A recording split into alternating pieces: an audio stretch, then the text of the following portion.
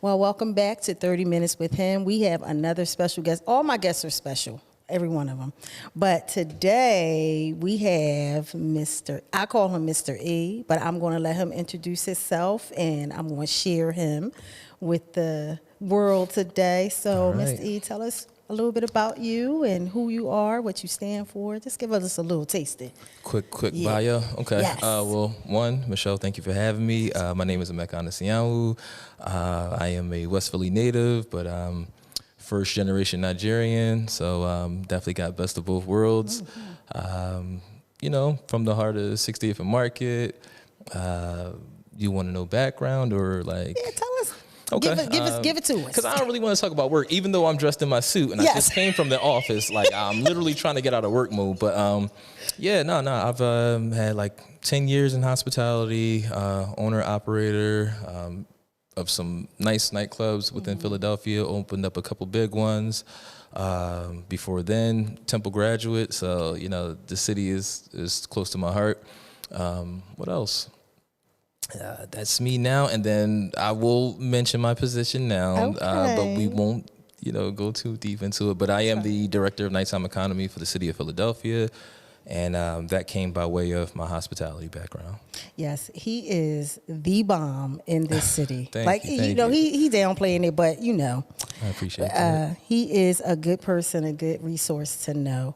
So let's dive into this. He getting relaxed. You guys see, like legs. He ready. I know. Yeah. I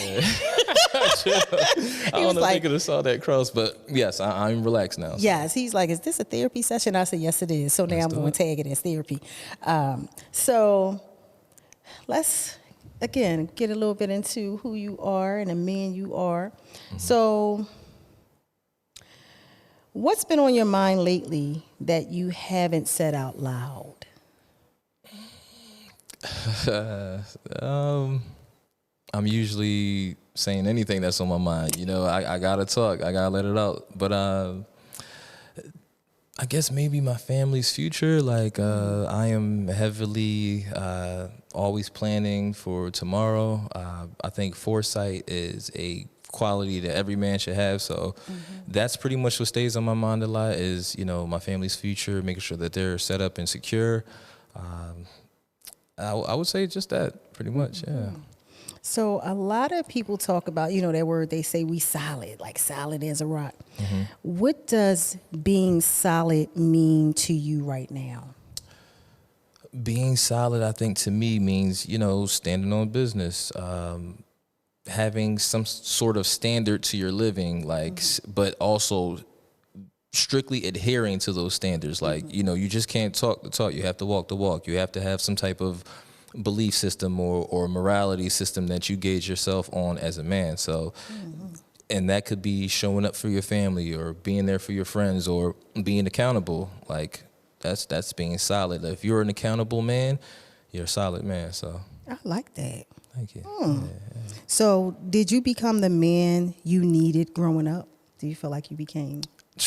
Man, and this is no like dig towards my pops and all that, but I would love to be my father. I would love to have the type of father that I am now. I would have loved to have that father when I was growing up. Like, of course, definitely heavy discipline when I was growing up, but I think I've taken that side and kind of like melded it with this new millennial parenting. Like, of course, not too soft, but you still have to have empathy. Like, you have to hear your children out. So I think if I would have had that type of father, I would have probably not been in this career path. I would have probably been an actor or something like that. But I can see that. But yeah, thank you. But yes, I have definitely grown to the man that I would have wanted to be.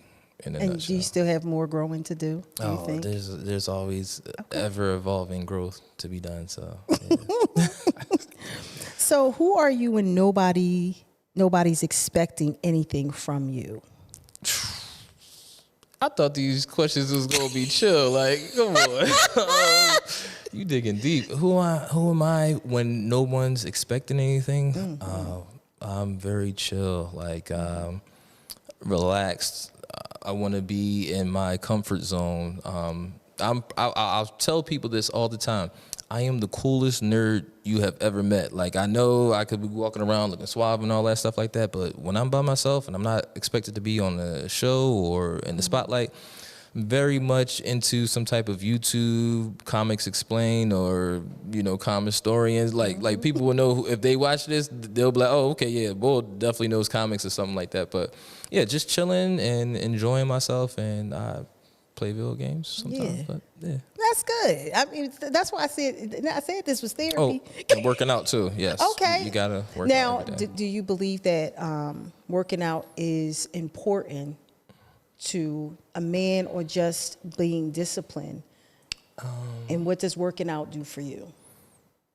Yes. So for your first part of the question, being a man that exercises not only builds your body, but builds your mind, which then can temper your soul.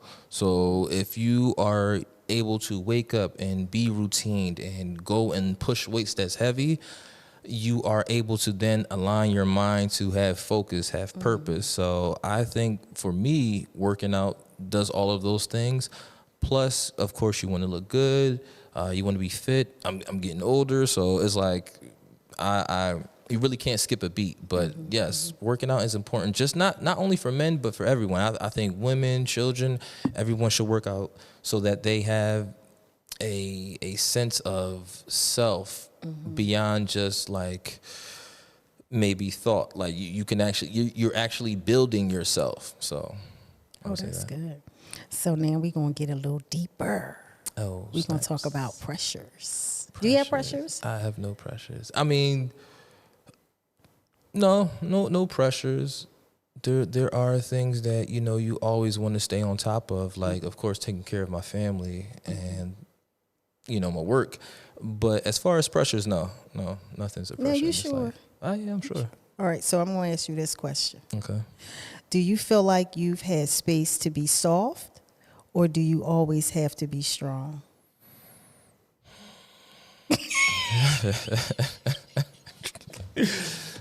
Now, I mean, being soft, okay, having emotional intelligence, yes, in that manner. I think I can be soft in any arena. Like, that's my prerogative. But that's because I am such a strong man, like, or I have such a strong sense of self. And that's not to be like construed with narcissism or anything like that. Like, no, I don't believe I'm better than anybody, and I don't believe that I am higher than anyone in this world. I just really love myself, and if I love myself, then I can be who I want to be. If I want to be strong in this moment, or if I need to dim back the strength a little bit to connect with my woman or connect with anyone, so be it. Who are you to judge me? So. Oh, I love that.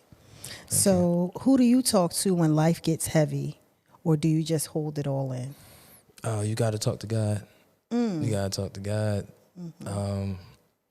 I mean, yeah, I talk to God all the time. Like, I don't want to make it seem like it's a weird thing, but no, like anytime I feel that I have to, I do it. If it's not him, then I'll talk to my mom. Like, I'll reach out, call her, or my wife, yeah. But not too many instances. Like, I'll tell her the need to know, because you never want to put the worry or a pressure on the queen's head. So I love that. Yeah. Because some men, we had a prior guest, and I'm gonna ask this question: do men cry? Do you cry? I can't remember the last time I cried.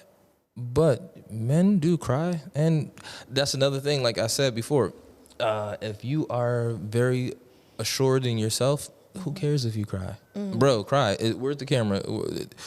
Right there. Y'all can cry. Like, so many times people try to put whatever standards they want on us. Like, hey, you got to be a tough man. You got to be this type of man.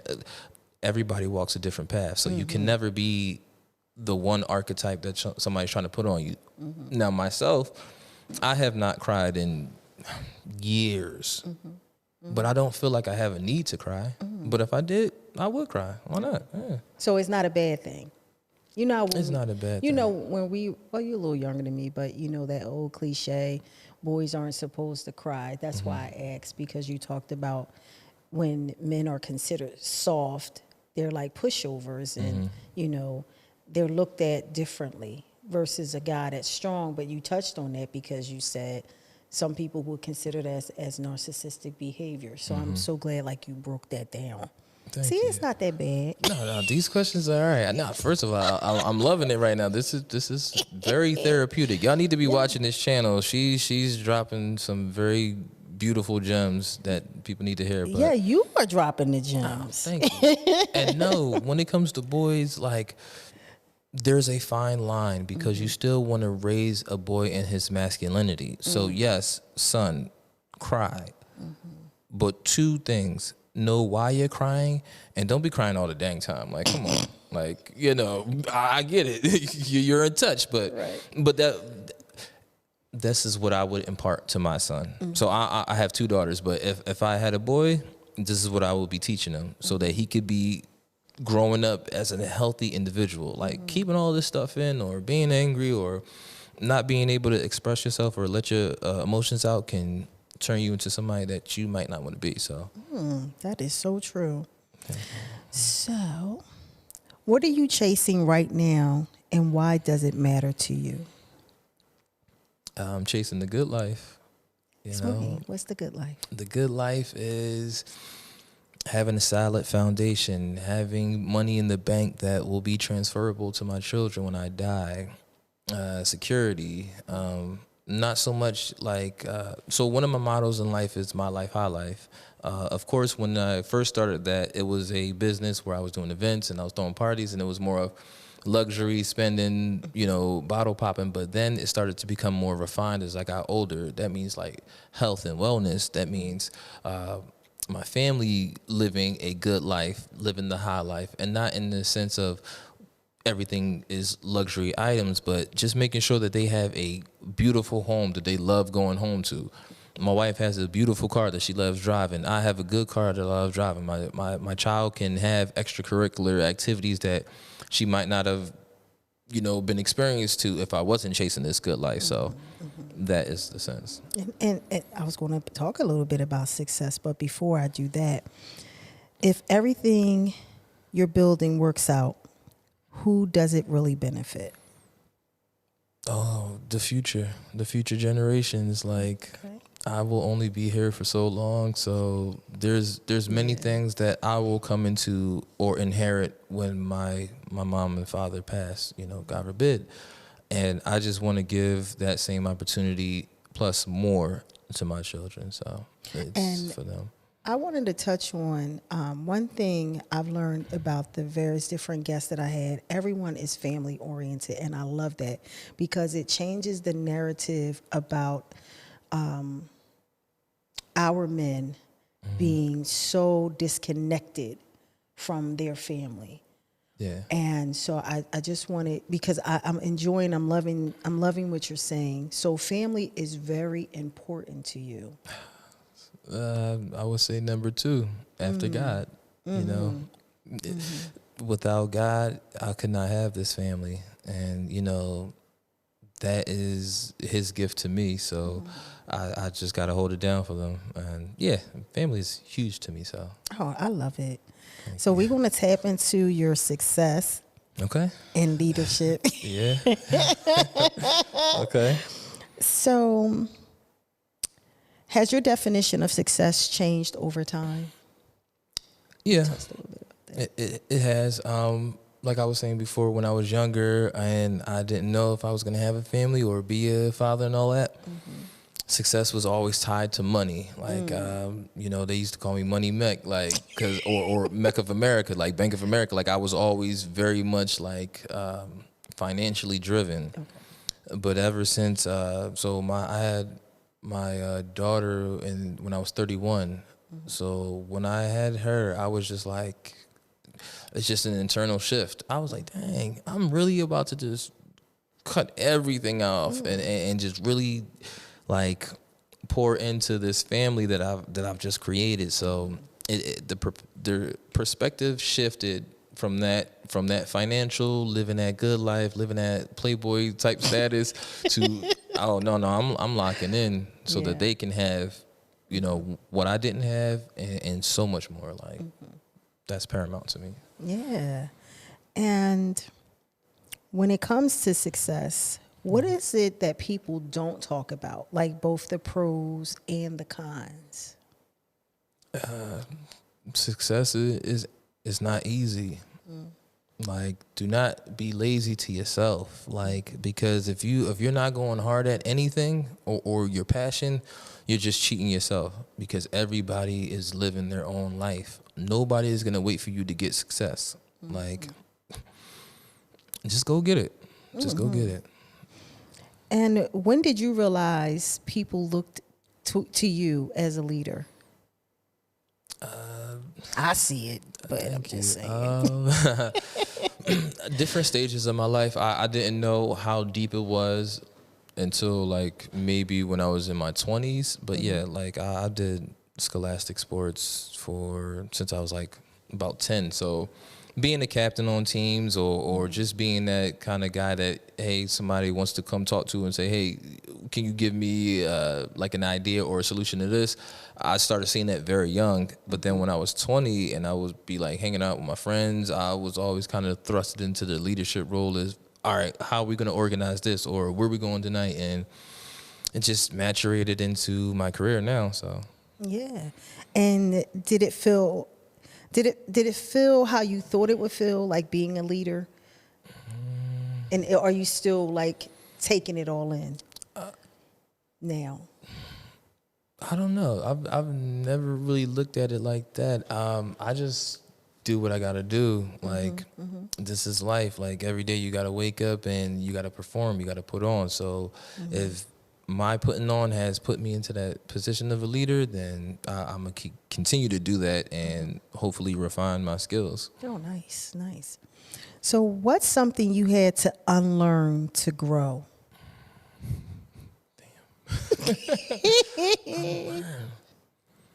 I don't think there's anything I unlearned. I think, like how I said before, I've always tried to stay ever evolving. So if it's something that now they're gonna say, "Hey, boy, you a narcissist," because I was about to say I don't really got nothing that I be like throughout my life.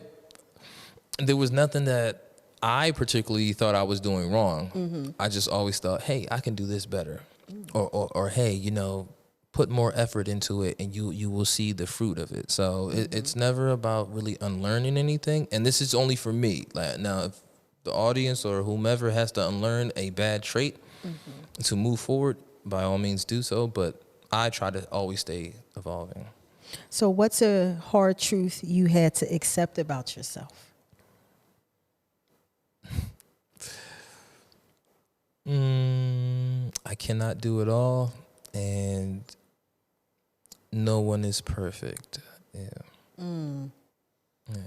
I've always tried to strive for perfection, and my wife has told me a lot of times, like, hey, Mac, nobody can be perfect. Like, you know, you can do it to your best of your abilities, and that's maybe that's the thing I've unlearned, because I've always been a perfectionist. I've always been like, hey, this is going to be to the T. It's going to be as perfect as possible. Like, I know I can't be perfect, but why can't it be perfect as possible? But I'm starting to unlearn that, hey, if you shot for perfection and it didn't hit that quite mark, at least you've given it your all. So when you didn't meet that perfection mark, how did you handle that situation?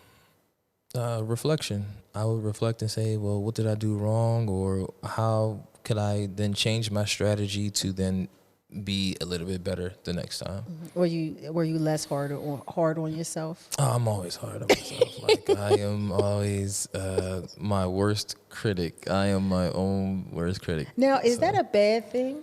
Do you think that's do you think that's damaging? Do you believe that it can help a person, depending on what the situation is? I would say depending on the situation and depending on how you are critical of yourself. Like, I never put myself down because, like I said before, I love myself. But I will always say, try to do it better next time, or try to give more effort. Like if I've given 110, I could have gave a 120. Like there's always more effort you can put into something.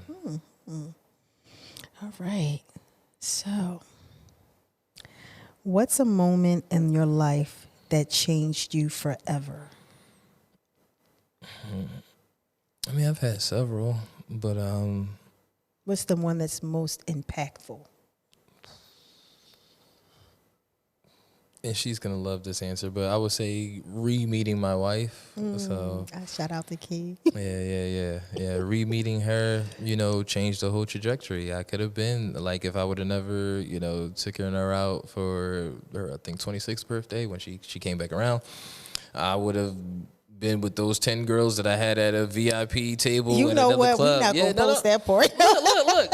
You want it raw, you want it real. This is the real. But yes, re-meeting her, like, who knows where I would have been, or who knows who I would have been married to, or not been married to. So I think in my adult life, that is the one moment that changed everything, because then that led to me having a family and, my daughter, and me getting more focused. So I would say is that.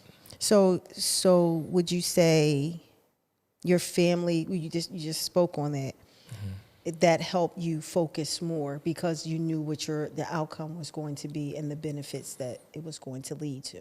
Yep, correct. When I was a lone wolf, of course I was always focused, but like I said before, not really too much on anything but myself. But having people that you have to care for really brings everything into perspective. And Yes. Now, what kind of man do you want people to experience when they meet you? whatever experience you get from meeting me. Like, I'm not here to wow you or charm you or whatever. I'm being my genuine self, and if you accept that, then I appreciate you for accepting that. And that is so true. Yeah. That is so true. When I first met him, just like you see him, is how he is. Okay, mine is like we laughed a lot because we had a lot of conversation. Yeah, no, first of all, you are the homie, and they don't even know. Right, they right. Really don't know. So yes, I mean. But no, But like I said, when I first met you, it was just genuine. You were just authentic. It wasn't game, cat, none of that. It was just straight. This is who I am, and you've always remained that way. If you can't help, you say, I can't help, or let me get back to you. And I believe that's what a lot of people don't have. You know what I mean? They have those yes people or the no people or get out my face people, you know. But you've always been, like you said, you've been solid. Thank you. So I truly do appreciate all that you do. So who are you becoming right now? We talked about family. Who am I becoming? Who else are you becoming?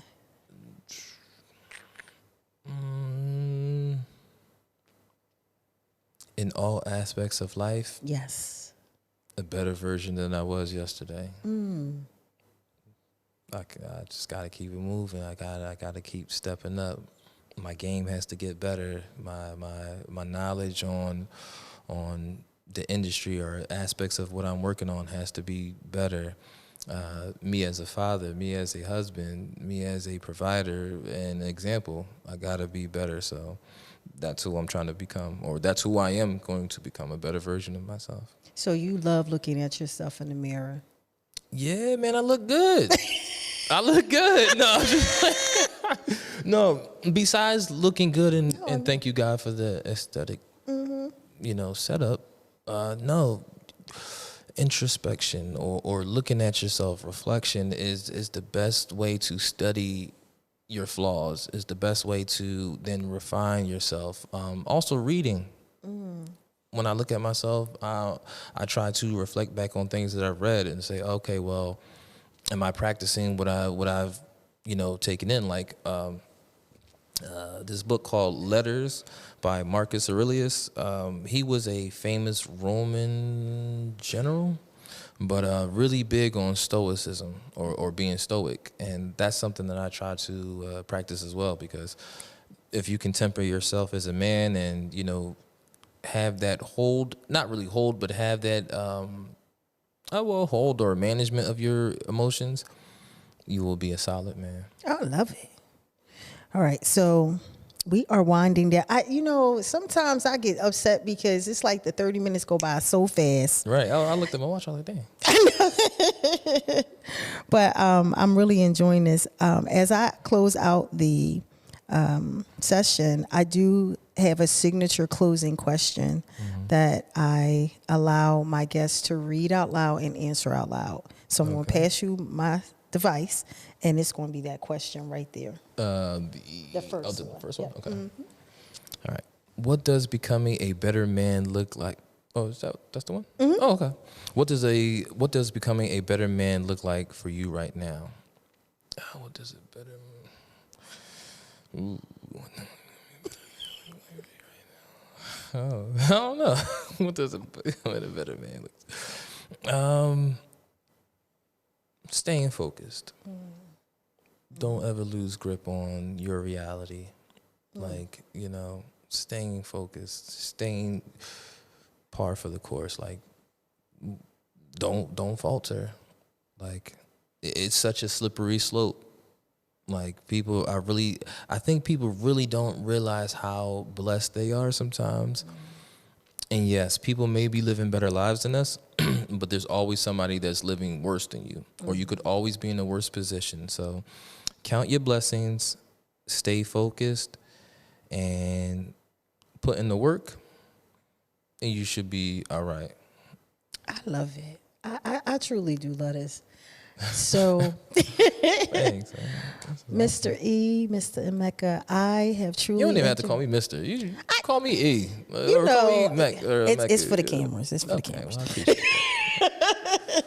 But thank you, my guy E, for stopping by and sitting in the comfy chair and opening up. I know you didn't expect all those questions, but I just like to use this platform for men to be able to voice themselves and be able to share with other men, and for us women to get to know the insides and the get to know men a little better, so we can better communicate. Because like you said, you talked about your family, you talked about your beautiful wife, who is awesome and dope as well, and they have such the cutest relationship, but that took time and getting to know each other, and just, and that's why I do this, because I want to have men and women be able to communicate in a way where it doesn't hinder or continue to separate them. So I so appreciate you being a part of this. So if you want to shout out yourself, and if people are interested in contacting you to learn about events like me, how can they reach out to you and tap in? I would say reach out to my IG, Emeka Anusionwu, EMEKA ANUSIONWU, or I know this is like, you can Google me, I guess, and find me by way of LinkedIn or the Department of Commerce. Michelle, thank you for having me. I appreciate the platform. I appreciate you as a person. I appreciate the open dialogue that you're creating for men to, share their experiences, and then also for some men to learn, and, women to get men's perspectives on things. Like, this is very dope. 30 minutes with him. Yes. Check it out, y'all. Keep watching the episodes. Did he just do that and ended it well? Thank you. Do a drop. Gotta do that drop. Yes, he did good. See you next time. Hey. So you know who I am. This is Michelle from Kanvas. We have some exciting news. Oh my God, I couldn't wait to reveal this. So come along with me so I can show you. Take a glance at that. Yeah, we got something dope coming.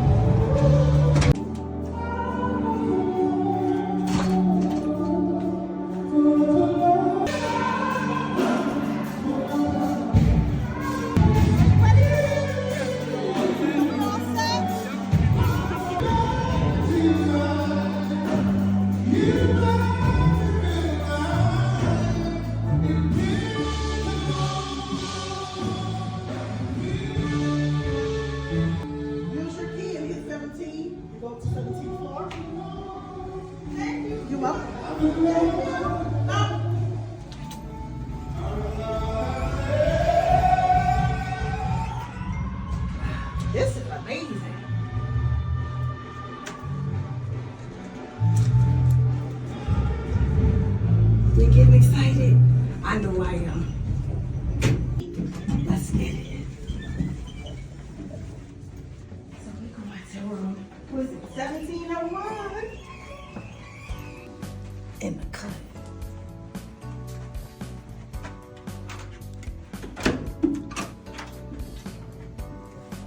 So, this is the exciting news.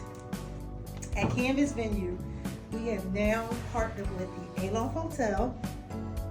For anyone that books with Kanvas, can also book for a couple of night stays at the Aloft Hotel, downtown Center City, 15 minutes away from the venue, for a reasonable discounted price.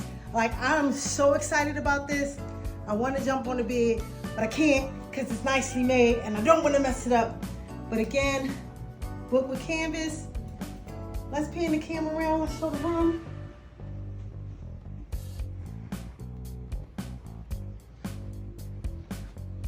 Man, look at this view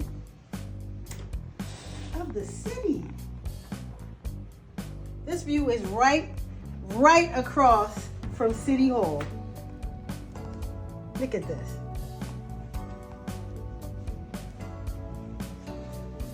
We at Kanvas, we're always looking out for our clients. So we have the bathroom. Look at this. Beautiful space.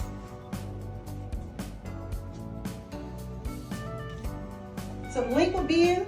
I want you to tap in and let's lock in them dates. And especially right now, we're doing Love and Blossom. Come to the venue, have your quick wedding, and you can come right here for your honeymoon for a 1 night or 2 night stay. And you can bring your family. We out.